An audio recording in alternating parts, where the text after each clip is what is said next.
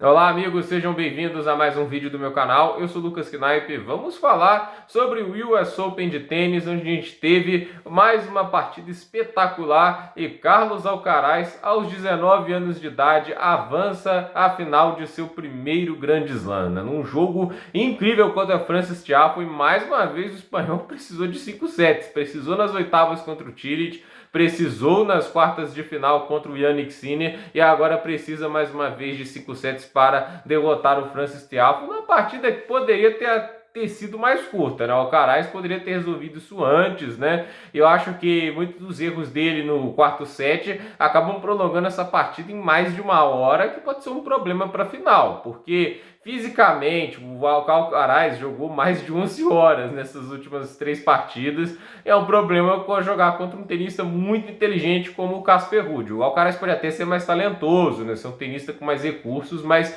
o Casper Ruud é um cara muito inteligente, ele sabe usar cada elemento do jogo a seu favor. Mas antes de falar da final, falando do jogo, né? É um jogo bem interessante, até porque o Tiafoe foi a grande surpresa desse torneio. Ele não era o americano mais cotado para ir longe no torneio. Esse cargo pertencia muito ao Taylor Fritz, né? Que foi muito bem em Wimbledon, já havia jogado muito bem no Australia Open, forçando o Tsitsipas a 5 sets, né? E ele é um cara que na Masters 1000 de Cincinnati venceu do Rublev, deu trabalho ao Medvedev, toda a expectativa estava ali no Taylor Fritz. Mas um americano chamado Brandon Holt, né, que é o número 300 e poucos do mundo, surpreendeu ele na primeira rodada. E assim, o Tiafoe foi aquele cara, foi vencendo.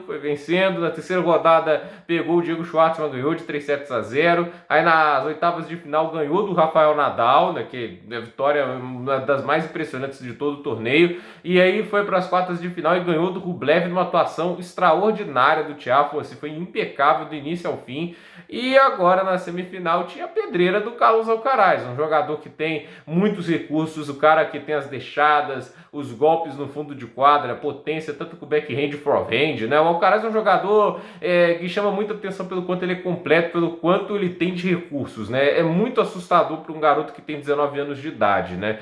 Mas o Alcaraz tem um problema no jogo dele, que é a ansiedade. É um cara que quer resolver as coisas muito rápido, né? E muito nisso ele alongou o jogo em mais de uma hora. É irônico falar isso, mas a ansiedade dele no quarto set pagou muito caro, né? Custou caro. Essa foi a grande verdade, porque era um set que ele estava completamente na mão pelo início que ele vinha tendo, pelo como o Tiafoe estava entregue, e muitos erros bobos do Alcaraz colocaram o Tiafoe de volta no jogo. Mas comentando set por set, a gente tem o primeiro set que estava ali alternando entre cada um os momentos, mas vai pro tie-break e o Tiafoe no tie-break acaba superando o Alcaraz. O Alcaraz, assim, dá um set com uma dupla falta é complicado, né? E é assim, força mental ele tem, ele consegue ali, apesar da ansiedade, ele consegue abstrair esse tipo de erro rapidamente e voltar a jogar um bom tênis. No segundo set estava equilibrado, o Tiafoe estava ameaçando o Alcaraz em alguns momentos, mas há uma virada de chave no jogo quando ele quebra o saque, né? O Tiafoe saca 2-3, o Alcaraz consegue a quebra de saque, o Tiafoe teve chances de confirmar aquele serviço e não aproveitou,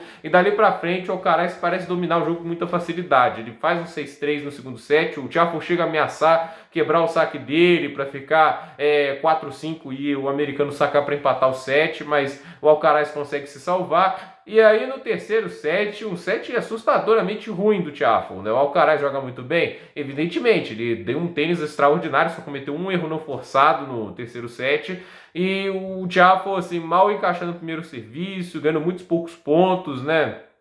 Assim, foram 17% de primeiro serviço e ele só ganhou 23% dos pontos em segundo saque. Então é difícil ganhar qualquer coisa com um aproveitamento desse. Aí fez um 6-1, parecia caminhar para um quarto set fácil, até porque o Alcaraz começa quebrando, faz 2-0, só que ele permite o Tiafoe voltar, quebra uma vez. Aí o Alcaraz quebra de novo, né? Faz um 3-1, mas leva a quebra logo em sequência, dali para frente cada um começa a confirmar seu saque até levar o tie-break. Ainda tem um match point, né, o Alcaraz no 5-4, né, com o saque do Tiafoe, que estava ali o 30-40, e numa bola ali que acaba batendo na fita do Tiafoe, o Alcaraz tenta uma deixada, e ali o Tiafoe faz uma contra-curta extraordinária. A bola, o ponto foi espetacular, e o Tiafoe mostrou muita força mental nesse momento. Aí foi pro tie-break, e no tie-break muitos erros do Alcaraz, muita afobação, e ele dá alguns pontos de graça que são fundamentais para que o Tiafoe consiga vencer o quarto set e levar para o último. O Alcaraz começa quebrando no quinto set, né? Ele abre 2-0,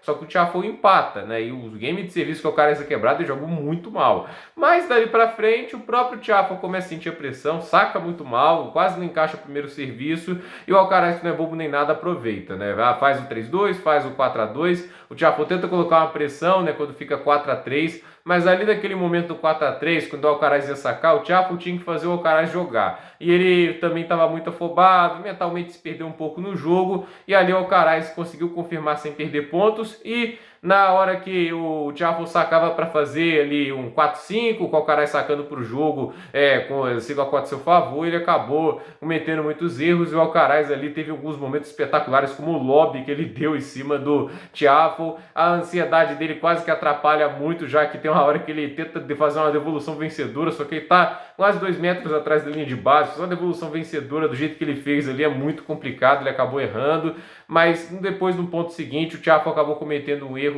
e o Carlos Alcaraz venceu por 3-2, 6-7, 6-3, 6-1, 6-7, 6-3. Grande vitória de Carlos Alcaraz, primeira final de Grand Slam, é o tenista mais jovem a alcançar uma final de Grand Slam, assim, acho que desde o Rafael Nadal em Roland Garros 2005, então assim, faz muito tempo, e naquele caso, Rafael Nadal foi campeão. Ele é o tenista mais jovem a alcançar a final do US Open desde o Pete Sampras em 1990. Em ambos os casos, esses jovens tenistas acabaram vencendo. Acho que, ganhando ou não, o Alcaraz se mostra um talento que vai estar ali figurando entre as principais figuras do esporte pelos próximos anos aí, pela década que vem, porque ele tem muito talento eventualmente, a gente sabe a qualidade que ele tem, como ele é completo. Se quando ele resolver esse problema da ansiedade, ele tem tudo para ganhar e empilhar títulos de Grand Slam. Óbvio que ainda vai ter outros jogadores voltando, o Sasha Zverev vai estar voltando, o Medvedev, eu acho que ele vai voltar a jogar um tênis melhor, não foi um grande ano do Daniil Medvedev. Então assim, a gente vai ver ainda alguns tenistas voltando a jogar um tênis mais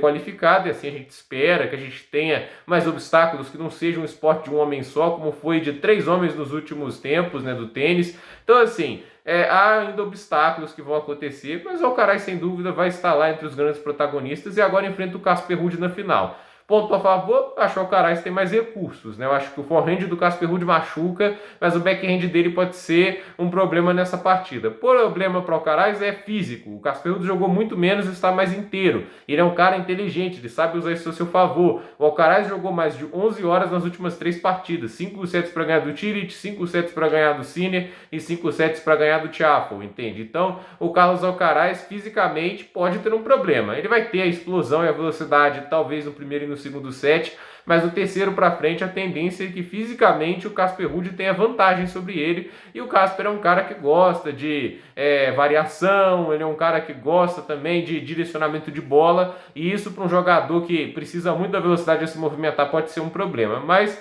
acho que é um jogo bem aberto e vale o número 1 do mundo, tanto para o norueguês como para o Carlos Alcaraz, que pode quebrar o recorde de Lleyton Hewitt como o número 1 do mundo mais jovem da história. Vamos ver se isso vai acontecer, mas o fato é que essa é a final. Casper Ruud, número 5 do mundo, Carlos Alcaraz, número 3 do mundo, final do US Open. Para você, quem vai ganhar? O norueguês ou a jovem promessa espanhola? Gente, por esse vídeo é isso. Dúvida nos comentários, deixe seu like, se inscreva no canal, compartilhe esse vídeo e até o próximo vídeo.